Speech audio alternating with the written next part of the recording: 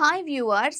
ఒక హీరో చేయాల్సిన సినిమా ఆ హీరోకి కథ నచ్చకనో, డేట్స్ ఖాళీ లేకనో వేరే హీరో చేతికి వెళ్ళడం చాలా కామన్. ఒక్కోసారి అలాంటి సినిమాలు బ్లాక్ బస్టర్స్ కూడా అవుతూ ఉంటాయి. అలా టాలీవుడ్లో చాలా మంది హీరోలు చేసిన మూవీస్ ఉన్నాయి. సూపర్ స్టార్ మహేష్ బాబు కూడా అలానే కొన్ని మూవీస్ రిజెక్ట్ చేశారు. వాటిలో మాక్సిమం హిట్స్ ఉండడం విశేషం. వాటిల్లో 10 బ్లాక్ బస్టర్ మూవీస్ ఏంటో ఇప్పుడు చూద్దాం. మొదటిగా జవాన్. అట్లీ డైరెక్షన్లో రూపొందిన జవాన్ కథ మొదటిగా మహేష్కి చెప్పారు.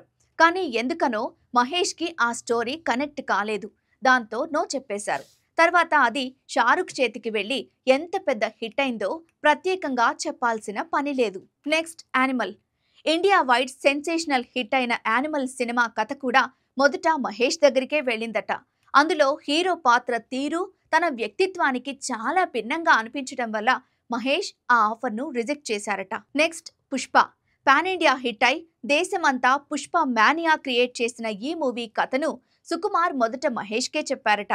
హీరో క్యారెక్టరైజేషన్, మేక్ ఓవర్ నచ్చక పుష్ప కథను వదులుకున్నారు మిల్క్ బాయ్. అప్పట్లో ఈ న్యూస్ తెగ వైరల్ అయింది కూడా. నెక్స్ట్ 24. సూర్య చేసిన ఈ మూవీ తెలుగు, తమిళ్లో హిట్గా నిలిచింది. అయితే దీన్ని మహేష్తో చేద్దామనుకుని డైరెక్టర్ విక్రమ్ కుమార్ ప్రయత్నిస్తే అది కుదరలేదు. దాంతో ఆయన సూర్యని అప్రోచ్ అవ్వడం, దానికి సూర్య ఓకే అనడం జరిగింది. నెక్స్ట్ ఫిదా. వరుణ్ తేజ్ ఫిదా సినిమా కథను మహేష్ కోసమే రాశాడట డైరెక్టర్ శేఖర్ కమ్ముల. అయితే కొన్ని కారణాల వల్ల ఆ ఛాన్స్ వరుణ్ తేజ్ సొంతం చేసుకున్నారు. అది ఒక క్లాసిక్ గా నిలిచింది. ఆ మూవీ చేసుంటే బావుండేదని ఒక ఇంటర్వ్యూలో స్వయంగా మహేషే చెప్పారు. Next Ye Maaya Chesave. Kollywood star director Gautham Menon తెరకెక్కించిన ఏమాయ చేశావేలోని కార్తిక్ రోల్ కోసం తొలుత మహేష్నే ఎంచుకున్నారట.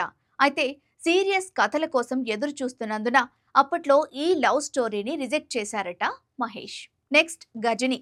సూర్య హీరోగా స్టార్ డైరెక్టర్ మురుగదాస్ రూపొందించిన గజని సినిమా అప్పట్లో సంచలనం సృష్టించింది. ఈ సినిమా కథను కూడా మురుగదాస్ మొదట మహేష్కు వినిపించారట. ఆయన నో చెప్పడం వల్ల ఆ పాత్ర కోసం తమిళ హీరో సూర్యను ఎంచుకున్నారు మురుగదాస్. నెక్స్ట్ వర్షం. వర్షం సినిమా కథ కూడా మొదట మహేష్ వద్దకే వెళ్ళిందట. అయితే ఒక్కడో మూవీ లాగే కొంచెం కథా కథనాలు ఉండటం వల్ల మహేష్ దాన్ని వదులుకున్నారు. ఈ సినిమా ఏ రేంజ్లో హిట్ అయిందో ప్రత్యేకంగా చెప్పనక్కర్లేదు. Next idiot. పూరి జగన్నాథ్ డైరెక్షన్లో వచ్చిన ఇడియట్ సినిమా అప్పటి యూత్ను ఓ రేంజ్లో ఉర్రూతలూగించింది.